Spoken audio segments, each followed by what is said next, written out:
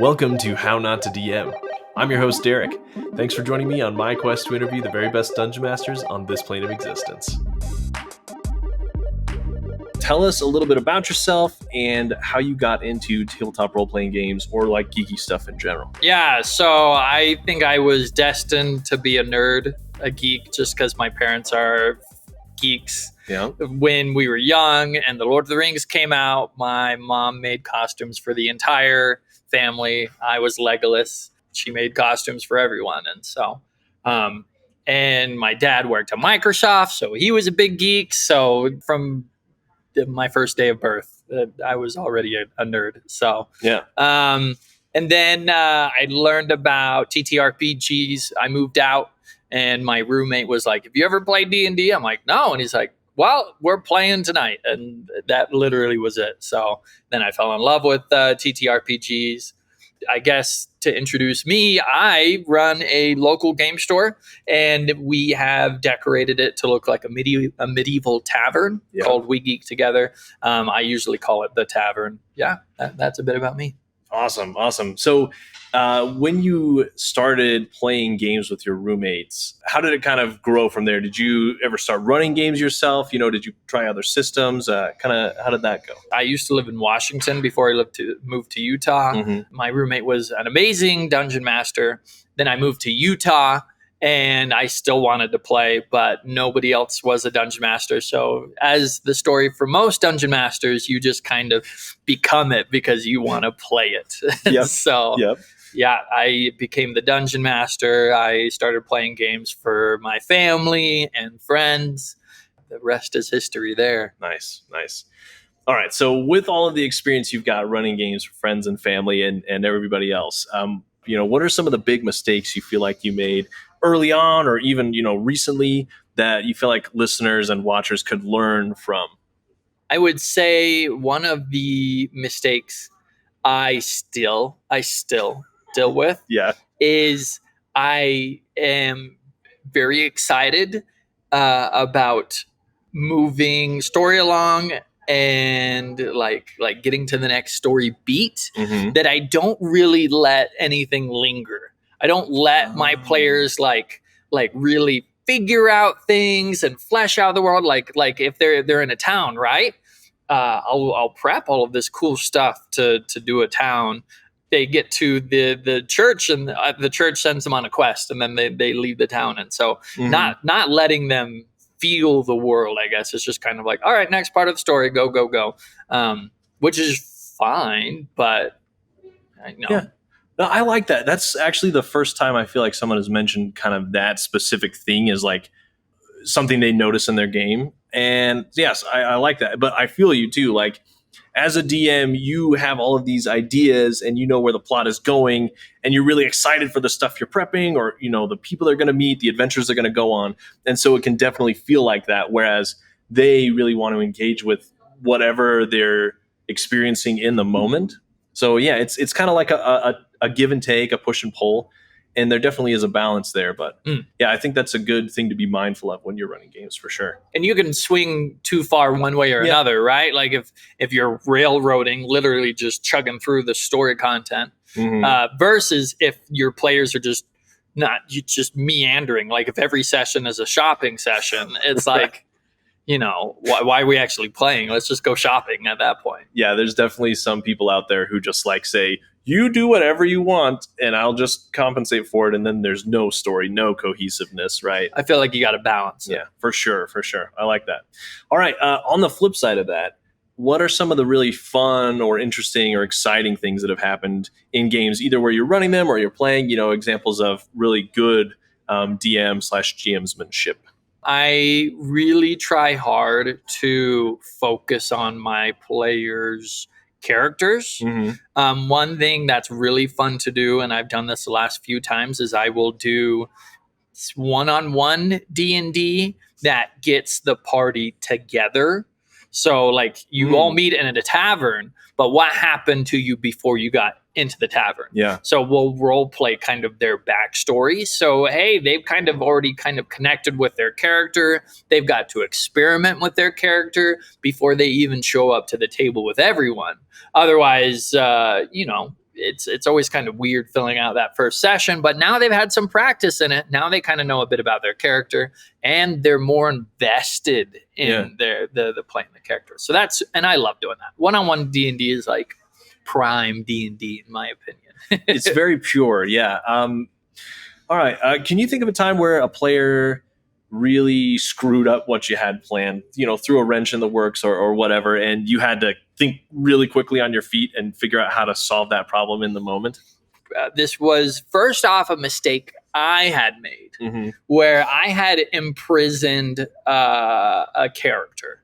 And the idea was I was going to give some other characters a chance to rescue and have an epic escape. And it was against like a corrupt queen, and it was going to be awesome.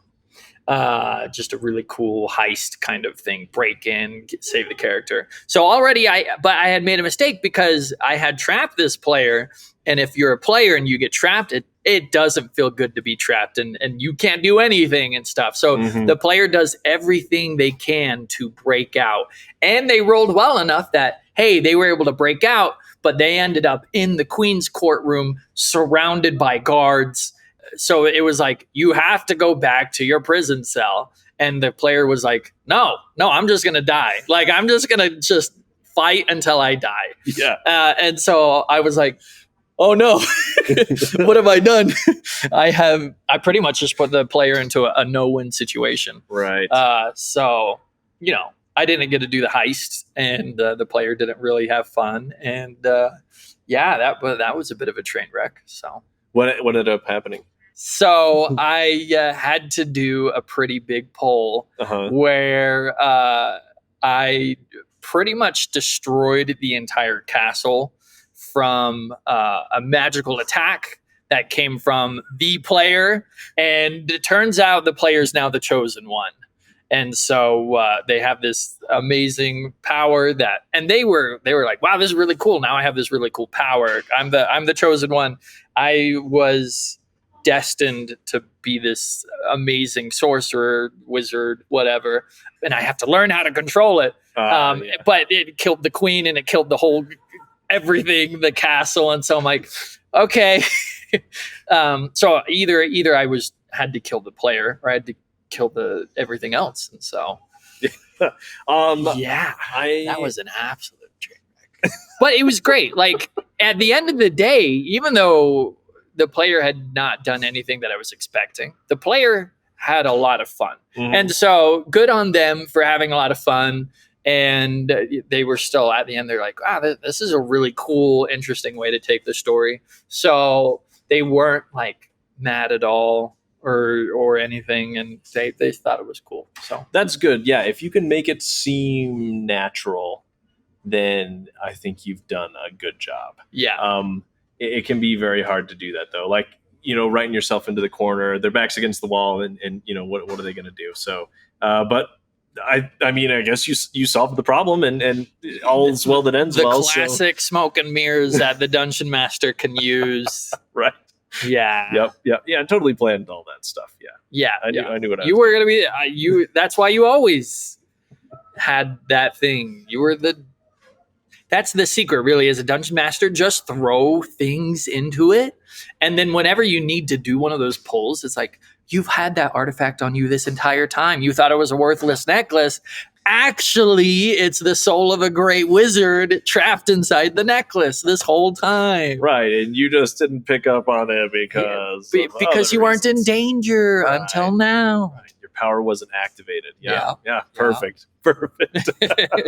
I love it. Yep.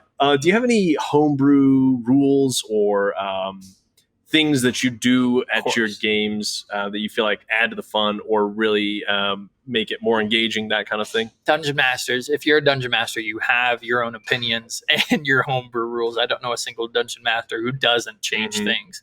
I really try to roll out in the open, and I try to be very tactical about things. And so even if things are as written, this kind of works as the rules. If it doesn't make sense in the real world, I won't let players do it. For example, getting stuff out of your bag, right? They're like, oh, shoot, I need this thing. I'm going to use a free action to get this thing out of my bag. And it's like, that's actually going to take some time because you're a traveler. You pack your bag pretty tight. You don't have this stuff here, because what I really want is I want players' actions to have meaning. And so I believe that. And I don't try to be like, sure, I'd probably let the player take it out of the backpack. I wouldn't worry about it. So that's a bad example. But like, if a player is choosing to do something specifically, I want to try to reward that. And I also want to show them that, hey, but there are going to be, there might be consequences to doing this later on. If you're going to wear your weapons out in the open, that's fine. But maybe somebody will try to steal your weapons, or people are more guarded around you, versus you can not have your weapons on you. People are going to just treat you normally. But then if you get into combat, you're going to have to spend more time getting your weapons out. And so how you're, that's a good example. Choices that's have a better meaning. example. They have consequence. I like that. I definitely try to be a mix of rule of cool and also you can't just grab whatever you want out of your bag right away. Yeah, I get where you're coming from for sure. I've also never DM'd over level 7. So that's something I've never done, just because I like the grittiness of 7 and under. So people can make disgustingly broken builds, yes, even low level. We run games in the store. We had one of the tournaments, you have to kill a red dragon. And they knew that was our goal, kill a red dragon.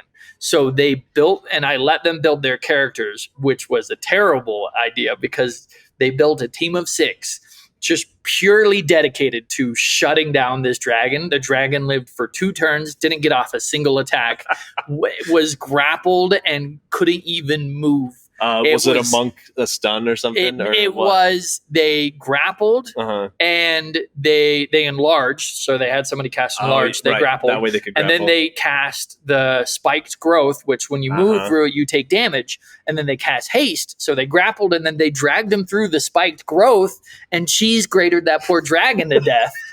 What a visual. And then they hexed it so it had disadvantage on all of its checks, and it couldn't attack while it was grappled. And it couldn't get out of the grapple. And it couldn't get out of the grapple. Yeah. And so that poor dragon just got ground into pieces in 2 turns. A full red dragon. And I was like, this is terrifying. What level were they? Level 5. Yeah. Level 5. Yeah. I mean, 6 is quite a lot. But yeah, you're right. Like the moment you tell them what they're doing. Oh, it was bad.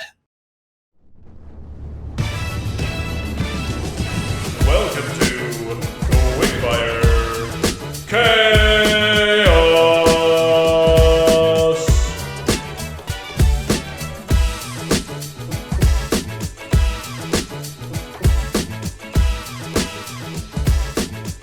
Okay, the PCs seek an answer / information from a forgotten bard. When they find him, he is a ghost, and he will only help if they give him peace by finishing his final poem or song. That sounds super fun. How would you turn that into a tavern LARP? So when people walk in, they're going to see a ghost. We'll dress them up, and they're a ghost. And so you have to figure out what happened. So we'll start it off with like a bit of a murder mystery. Find out how'd they die, what happened, that kind of stuff. You'll find their book or their journal. Okay. In the book of their journal, then they have the songs that they were writing. And we can even bring some musical instruments, simple like bongos, that kind of stuff. And the bard ghost probably will just like answer in song, or maybe they'll just sing, maybe they'll just give normal answers. But the only reason they're sticking around is because they have been working so hard on the song that they literally died because they've just been working so hard, just pure exhaustion, and they cannot leave until they have finished their song, but they need everyone else's help. So then it's a giant kumbaya circle. People get to try to give him ideas for the names. Maybe it's like a good person who's good at ad lib, or there's a word for that. Improvisation. There we go. Improv. Yeah. Somebody who can really make stuff up. Improv. Jack Black style or whatever, who could give them a guitar or a piano and they can just make a song just on the fly and then take suggestions from the audience. And then finally, once he's written his master song, then he can pass. That would actually be hilarious. You could do like the fog machines and then yeah. or something. Yeah. It hinges on having an amazing NPC, which is possible. There's some actually really talented people around, so that could be a pretty fun one. All right, here's another one. Returning from their latest adventure, the characters find a dead goblin sprawled on the ground, purple face up in the middle of the room. His swollen left hand stuck in a glass pickle jar is wrapped about some crumpled parchment. There's definitely writing of some sort visible on the parchment. Okay. That might be harder to set up, but, the idea is there. Yeah, that's an interesting idea. You'd have to get, go to Halloween Town and find a goblin and a pickle jar. What happened to that poor goblin? You can almost make it like a Rube Goldberg thing. Like, why was he trying to get into the pickle jar? Oh, it's because he was trying to make a deal with this guy. Why was he trying to make a deal with this guy who wants pickles? Because this guy, said he would do this. And so you could follow the whole story of this poor goblin. Maybe he was supposed to die.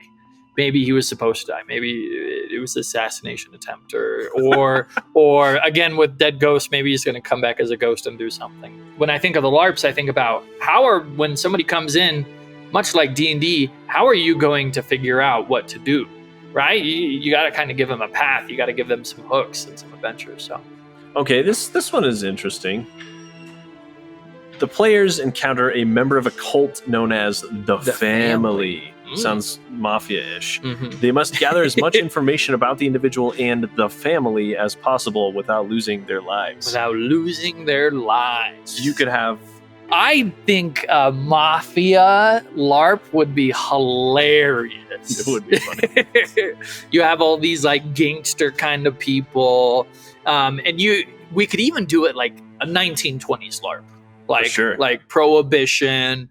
So you turn it into a speakeasy, then you got the mafia, and they're a family, and then you get probably some insensitive stereotypes, but nonetheless very funny. Yeah. Some Italian, and you could have your mead on tap. Yeah. Oh man, a 1920s LARP speakeasy with mafia undertones, and there's a mystery. You have to find out what the mafia is going to do before it happens. Otherwise, something bad might happen. I don't know. So you got to talk to these mafia people, find out what's going to happen. And then turns out maybe it's something completely silly and benign. Like a surprise birthday present. Yeah, exactly. Like all the slang. It sounds like so morbid. It's like, oh yeah, we're gonna light this place up. It's gonna kill. Yes. Okay, I love it. All right, that's. I think I've got some two killer ideas. Right yeah, there. those are good ideas. All right, yeah, We Geek Together Tavern. It's here in Utah. We're here now. I've play tested some games here. I've come in here to just grab a bottle of mead because it's so freaking delicious. Yeah, tell us about your journey from small time selling your own handcrafted goods and booths to having thousands of square feet of space for people to come and play games. A tavern, being a tavern owner. Yeah, crazy journey. I bought a 3D printer, and like anybody with a 3D printer, you're like, oh, maybe I could make some money with this. And so I started selling at farmers markets, and my brother started to make leather, and then Evermore started to do their own testing with merchants and farmers markets. So we got in with Evermore, and Evermore is a D&D fantasy theme park. So we got in, and we definitely were like, wow, we're big nerds. So we 3D printed and made leather armor and all this kind of stuff. And then Evermore kept on growing, and we learned a lot. And we kept on selling, making new products, learning. And I come from a business background. I did 9 years as working in fast food, 8 years as a general manager of a store, and I took that store and I made it the highest grossing sales out of their 40 stores that they owned. So in Utah? In Utah. So I learned a lot there at my job, right? How to work with people, how to do customer service, that kind of stuff. So then labor, managing inventory, all the boring stuff that is very important to running a business. Yeah. And so cool, we're starting to do really well at farmers markets, Renaissance fairs. The problem with pop-up events like that is you don't build a community. You don't people, you're lucky if somebody actually recognizes you from the last time they went to an event. If it was memorable enough. Yeah. And so we wanted to build a community. So we saved up, and it would be awesome to own a game store, but let's make it a game store like a Renaissance fair more than just your actual game store. Like you go into game stores, you'll see all these shelves of board games, and I love board games, but you can't find a Renaissance shop anywhere. There's no Renaissance store. So we were like, let's take our products that are doing well at Renaissance themed events. Let's also take a lot of local artists who we've met who are also doing well at Renaissance fairs. Let's open up a store and let's cater to LARP, because there's game stores, but there's no LARP stores. Let's cater to Renaissance fair. Let's turn, instead of a game store, let's decorate it like a tavern. And here we are. And the dream has happened. We've been able to double our square footage since we've been opened, which is huge. Yes, we're in the addition right now, which I have just seen recently, and it's awesome. Yeah, double the tables now. Yes, that's cool too. Fantastic. Because I know you've had a few events where you've just totally filled that space, so I'm sure it feels good to have a little breathing room. Yeah, well, and now we're filling up the whole space. Now that's double. Like Saturday, every table was being used for half the day, which is amazing. That is amazing. I'll have to come by on a Friday or Saturday when it's busy. It's hopping. As far as like the game store experience, I think a lot of people, myself included, there are a bunch of game stores here in Utah because it's a fairly nerdy place. And I've gone into a ton of them, and they're just not very interesting. But everyone I've talked to who's come into this store, and everyone I've been with when we come in here, is always just so fascinated. And you could spend an hour walking around looking at all the little displays. Even if you're not going to buy anything, there's just so much cool stuff in here. And I feel like that is such a niche that a lot of other places have not figured out yet, right? They've got glass cases full of cards and stuff, and maybe a few tables, maybe, right? And I feel like having a place for people to play, like you said, is really integral to that building the community goal that you had. And I think it's really cool what you're doing. Seriously, I could do a 2-hour deep dive on the science of game stores. Yeah. Because I've been to many, and I've also been studying how many different game stores operate, how they look, and that kind of stuff. And I feel like there's several things that I think a lot of game stores are doing not well. I don't want to say wrong, but I don't think they're doing these things well. And I think it really hurts a lot of the general nerd audience or geek audience. And that's why I feel like a lot of game stores go under, is because they haven't understood some of the things that we've figured out. And that's not to talk bad about any of the local game stores. I love the local game stores in Utah. Yeah, you've done something that differentiates you from a lot of the competition / your peers. Yeah, absolutely. So in building this store from the ground up on a dream and some cash, what has been the most challenging / unexpected part of starting a tavern? And then maybe what has been the most rewarding part? The build out costs, that's been crazy. We've worked really hard to make it feel very aesthetic. And it's cost a ton of money. So that's been a huge challenge, because you have to be very creative on how you're doing. We've done almost all of the work. We hired a contractor for things where I can't do electrical. Right. Somebody's going to die if I do electrical. So let's hire a contractor for electrical. But for everything else, we have to do it ourselves. And so it's been a lot of manual labor, a lot of work on our side. I have some poor employees who definitely did so much work and are definitely underpaid for the amount of work they did. Just because, Dom is my employee and he's like a friggin' Swiss Army man. He can do everything. He's amazing. I don't know what I would do without him. So that was the first part. Oh, what's the most rewarding part? Yeah. Is building culture, right? Mm-hmm. Is being able to see regulars who come in and they say, wow, I have been able to find friends here. Like there's literally somebody who I know, they moved to Utah and they said, I don't have any friends. And they now come to the game store once or twice a week. And they now have a lot of friends here in the game store that they spend time with. They play games with outside the game store. They communicate with them. I close up shop an hour later and I leave and I see they're still talking and having fun in the parking lot. And so being able to be a hub, be a space that people can meet, people can have fun, people can be safe is such a treat. And the world record, I guess, was kind of the epitome of that. Getting 1,000 people plus, 1,200 plus people to show up and to walk table to table and see all of these people just having a blast, having so much fun like that. I can die happy because it's like, look at all these people who had fun. It took so much work, so much work, but boy, was it worth it just because, seeing that was amazing. Tell us about a typical day running the tavern. It's not all fun and games. You made a few TikToks like laughing about how you don't actually get to play that much. You play like one game of Magic a week and you look forward to it, and the rest is mostly work. Yeah. It's funny. Owning a game store does not mean you will be playing many games. You're kind of actually looking at very cynically because you're a business person, right? You have to look at it as, how can I make sure the store is profitable?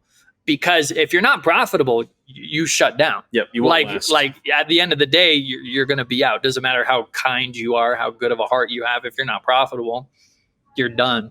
So you have to look at things from a very business mindset, which when people are walking into the game store, they don't see it that way. They just see it as a game store, a place to play. Yep. So day to day, I come in, we open the store. Usually either Dom or I open the store. Then once the stores are open, that's like flipping over tables, lights, music, atmosphere, all that stuff. Then we usually try to get through the emails, and then we try to stock. We get our new inventory in, so we stock everything.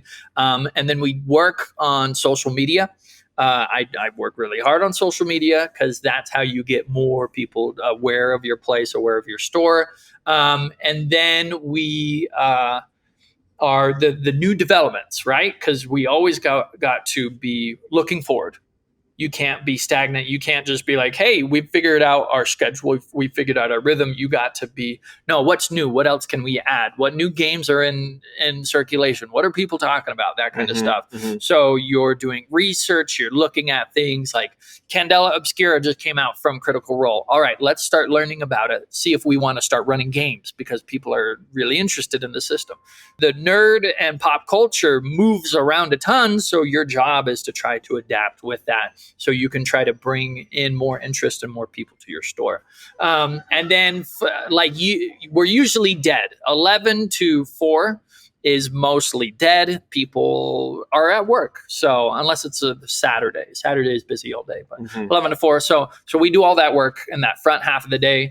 And then 4 to close is when most of our customers are in. So at 4 o'clock, we refresh the store, make sure everything's clean, bathroom's clean, everything's stocked, everything's looking nice. Then it's just customer service from 4 p.m. to close. We really have our retail, our face, whoever's there at the customer. You're all about customer service. And by then I have my dungeon masters in. So my dungeon masters are running games for people. You're interacting with people. You'll give people a tour around your store. You'll open bottles of mead. You'll have a good time. You're almost entertaining because when people come in and they have a good time, they're going to remember that they want to come back. And so if you are doing too much of the day-to-day work, the grind, while there's a lot of people here, you're missing out on setting a good impression on those people. And then close, we clean up, sweep them up, make sure everything's clean, ready for the next day. You don't want to leave the place dirty for the morning person. You want to try to solve today's problems today, so tomorrow they can get in and they can get done all those things that they had to before prime time. Mm-hmm. As far as future plans for the store, do you have any plans to continue expanding? I mean, there's a few other openings here in the mall, right? Yeah. Or are you planning on opening another location? You know, what's kind of on the horizon here? Boy, yeah, I dreamed about owning a gaming tavern, and suddenly now I do. So we would love to open more locations. I think the next location we'd want to go more north. We'd want to try to do Salt Lake. And it wouldn't be too far from us, so we can really make sure that, hey, we're stable, we know what we're doing. I don't think we would open up in Lehigh. I think we'd just go farther north, hit Salt Lake, figure that out. Once we figured that out, then we can really start looking about opening up more locations. I don't want to franchise. Right. A lot of people are like, oh, yeah, when are you going to franchise? I don't want to franchise. I think what we have is special. And the moment we try to just let people copy it, the less special it's going to be. That being said, I feel like we can definitely, I don't know, in 5 years, maybe we'll have 3 or 4 locations. We got proposed to by a mall in New York to open the same spot in New York. And so that's really, really ambitious. But maybe in 5 years, we'll be up in New York. Texas is another place we've been looking. There's so many nerds in Texas. We love you guys.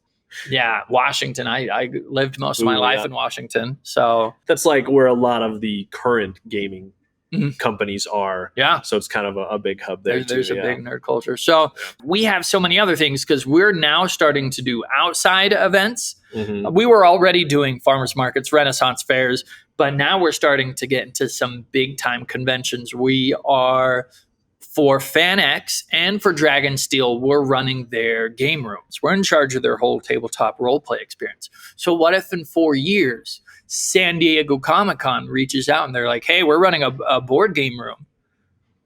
Hey, we can run that for you.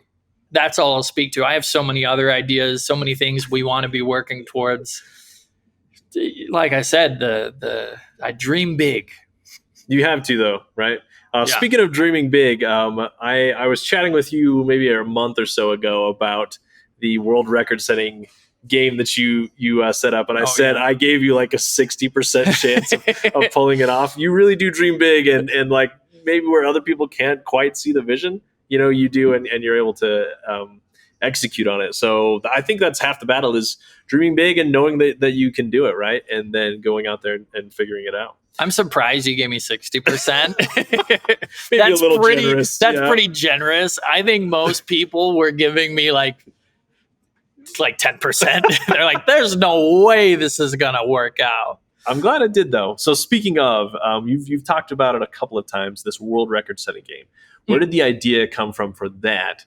And then, tell us about how you kind of you don't have to give us a breakdown of everything that went up to pulling it off, but how did it solidify and actually happen? Yeah, so it's all been very funny how it worked out. So 7 or 6 years ago, I was walking down the road with my wife and 2 of my really good friends. We just like to go on walks.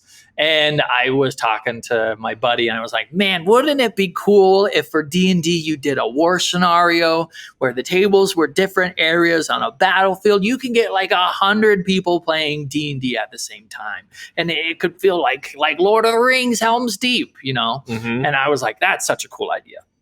And I thought about it off and on for that 5 or 6 years, when you're in the shower. Years. Oh yeah, no, the 6 years ago is about 6 or 7 years. I had that idea, a big war scenario, right? And it's been done before. There's called D&D Epics. D&D Epics isn't to the scale or the way we did it, but the idea is you have a bunch of tables playing, mm-hmm. and they can somewhat very limited interact with each other, or at the very least, they're scored against each other. Yeah. It's not a unique idea, but it was a cool idea. right? So I sat on it, shower thoughts, whatever, while I was falling asleep. I thought, oh, cool, war scenario. Yeah. And I kind of came up with some ideas on how to run it. Opening our game store, great. We had 2 locations. We had the mall, where we are now, or we had another location on University Parkway. And we actually really wanted that first because it was convention center. No. It was just next to, Parkway. it was just off the road, and it was its own separate building. And we wanted to get that, and it fell through. The owners of the place signed the papers with us, and then after they signed the papers with us, in the papers it said, hey, but we can sign papers with somebody else during this time if they pay much higher rate. And turns out another company came and paid a much higher rate than a tiny business could afford. So they bought us out. So we couldn't get it. So then we took the mall. And then when we took the mall, they said, by the way, we have the entire mall. So if you ever want to do anything inside the mall, talk to us and we can give you a few hundred square feet. We can set up a stage if you want to do like a class or something in the mall. And Nice. then that idea of wait a minute, D&D World Record, we now have a venue. We now have a game store. We have a game store that's brand new and doesn't have a name for itself and nobody knows about. This would be an excellent marketing, an excellent social building, and so it became a marketing move, right? Again, through the business, kind of the cynical business lens, it was like, wait, no, we have to do this because nobody knows about We Geek Together. Why does anybody care about We Geek Together? And we're focusing on the TTRPG, the D&D nerds. That's who we really want to cater to. So what better way than setting a world record, something that nobody has ever done. And then it was just grinding. And I luckily met Johnny, who helped write it all. He was amazing. I met Dax, who was the head dungeon master, and he was amazing. I literally could not have done it without them. Your 60% was completely right, because had I not met them, it wouldn't have happened nearly as well as it did. It would have been the crappiest production ever. Everybody would have showed up and been like, yeah, this is what a local game store can do. 150 people would have shown up and they would have been kind of like, wow, this is okay, I guess. Yeah. Yeah, it would have been pretty underwhelming. So, yeah, I mean, if you had promised a lot and then only 150 showed up. But anyway, it worked, right? You pulled it off. It did. I got to run a table for the wall. I feel like I didn't get to read the other sections, but the wall was pretty fun.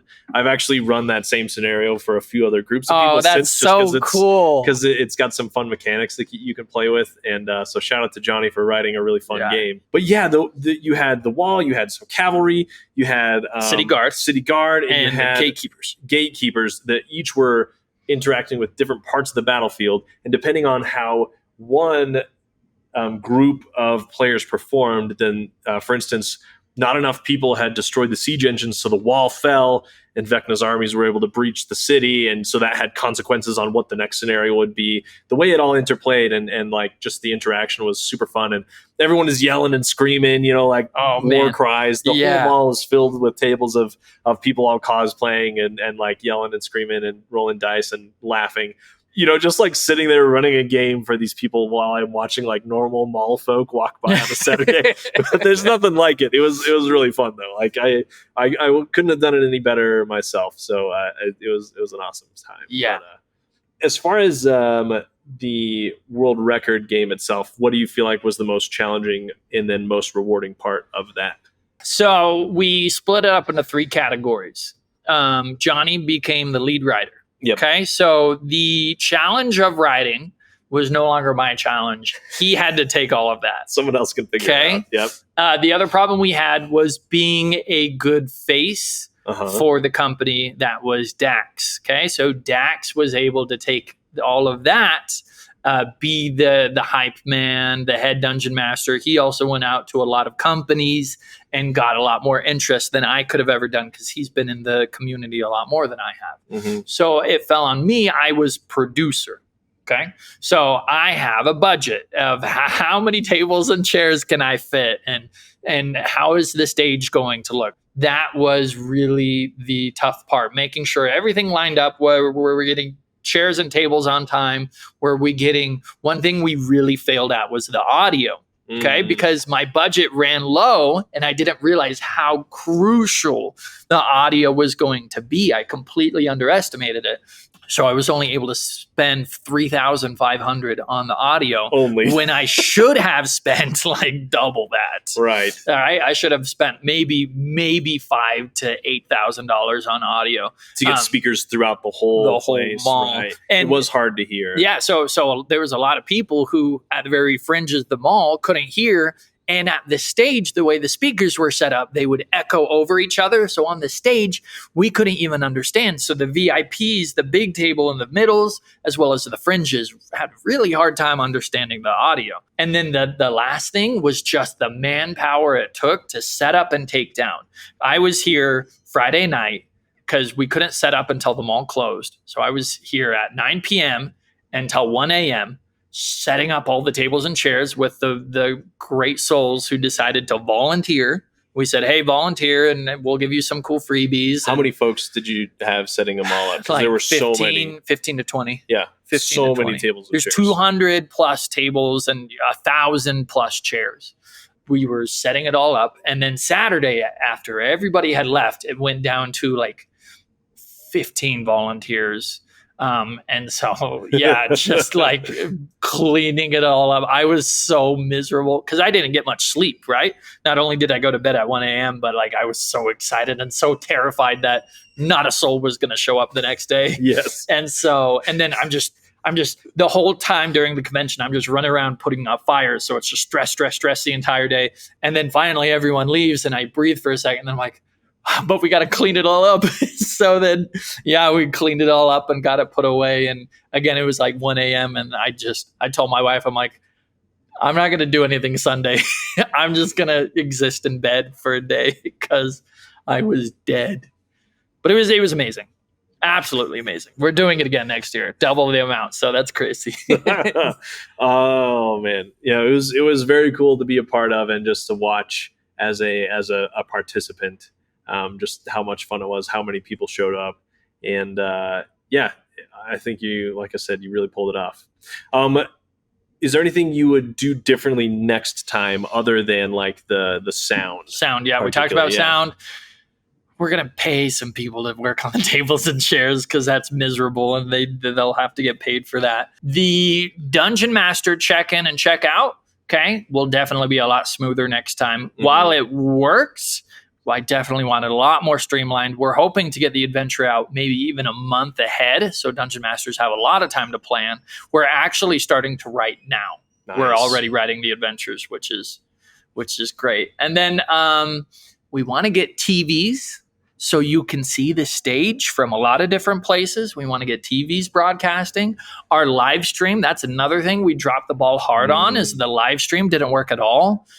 For whatever reason, we tested the day before. The live streams were working fine. Day of live stream, we couldn't get anything. It was just a horrendous mess. I want to get more prizes. I don't know if we're going to do sponsors again. We might only do like 1 or 2 sponsors, the people we really liked working with. Sponsors was almost more work than the money it brought in. It only brought in a few $1,000s from these people's donations, but the amount of work and coordinating it took with these people was actually a whole lot more than, like, I could have put that time somewhere else. Now, I needed it for Guinness. I don't need it now for Guinness, so we'll see if will they show up again just because? No, Guinness is not going to be here next year. You'll just do it unofficially. Yeah, so we're not going to, and I'm doing this on purpose. We're not going to set a new record because I want somebody to try to break our old record. You want to see someone else give it a shot. Yeah, I want to see if somebody actually can break our old record, because I bet you if somebody did break it, we could come back with the fury of all of the Utah nerds and just like destroy whatever somebody can go up against us. So yeah, I think you're right. It was impressive to see how many people showed up. But also, yeah, I mean, Gen Con is next week. You got FanX, but I'm sure they're not planning anything like this. And they are, because we're running the Dead Wars for them. Oh, you're doing the Dead Wars. We're running the Dead Wars at FanX, but it's not. They're not trying to break it, right? Yeah, we're looking at 200, maybe 200 players. That'll be fun, though. Yeah, for people who want to play. Yeah, so I guess like as far as how much planning would go into an attempt. Like they're going to have to put together a lot of stuff, and you would know better than anybody. Yeah. So yeah, I guess you'll have to wait and see if anyone takes a crack at it. Like seriously, good luck. I want you to break it so then I can destroy you. In the nicest way possible. Yes, of course. I love it. Cool. All right. As far as your parting words of wisdom, advice, encouragement, etc., I'd love to hear what you have to say to people out there who are thinking about running games, but also I want to hear what you have to say to people who are thinking about taking the plunge into some bigger creative endeavor, like opening up a tavern or deciding to sell your goods at markets, that kind of thing. Very cool. Game masters, dungeon masters, just do it. Like you can do it. Like I believe in you. It is like if I can be a dungeon master, you can be a dungeon master. It's very intimidating the first few times you do it, for sure. There's a learning curve, but you'll realize after running 2 or 3 sessions, wait a minute, this is way easier than I thought. And of course, like you can take it to the extreme. Yeah. You can absolutely, as a dungeon master, grind yourself out if you're doing so much work. The only other advice I will say is make sure you're having fun as the dungeon master. If it's not fun for you, you're going to burn out. If you're burning out, hey, just say, hey, can we play Smash tonight? Or can we play a different board game? Like, I'm exhausted and depressed for being the dungeon master. So then don't do it. Like only do it if you want to have fun. And if it's fun for you, don't do it because you're obligated to.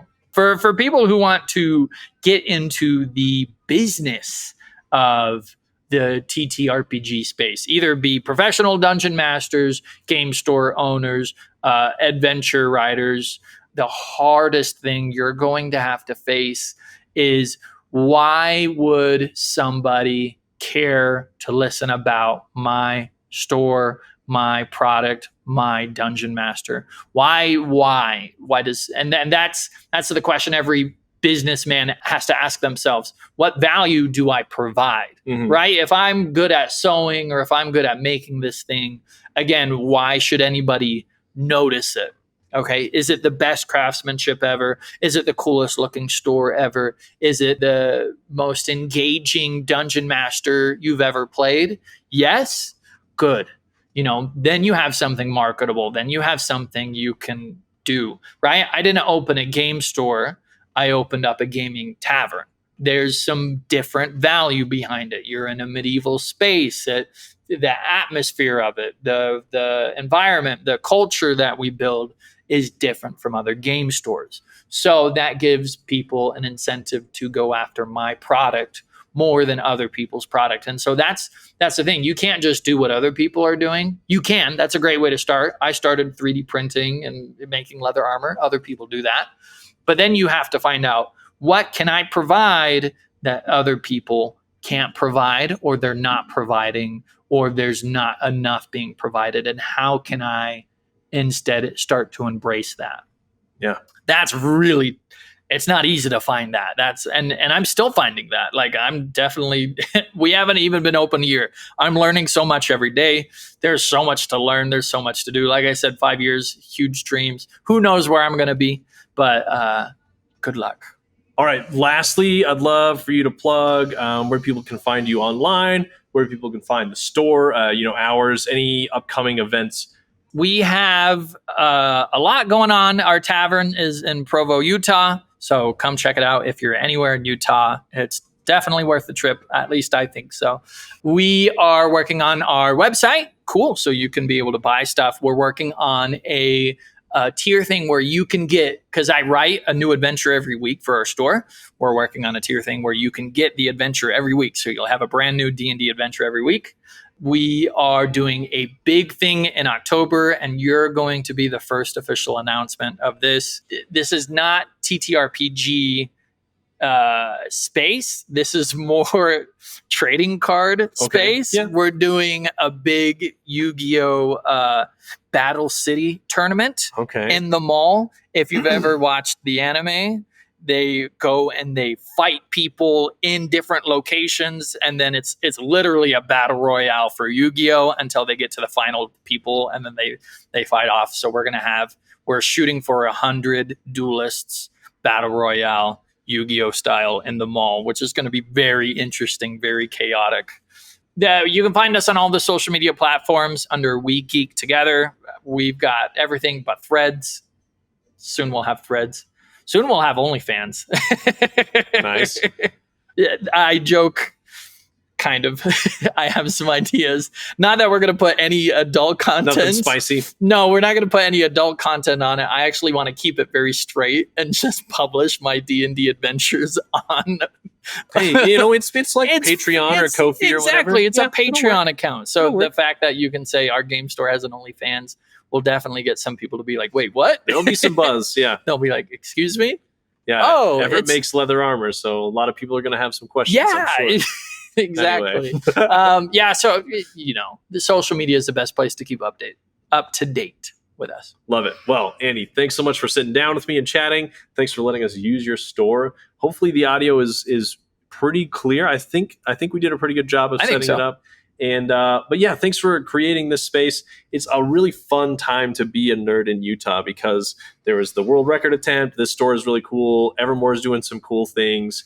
There's FanX is coming up in the fall, but there's just so much cool stuff happening all around. I'm meeting new people every day who are building stuff or writing stuff or making stuff or recording themselves doing stuff. And I'm trying to meet as many of them as possible. And so it's great to chat with you and be in the store and see the cool community that you're building. Thank you. That means a lot. It really does.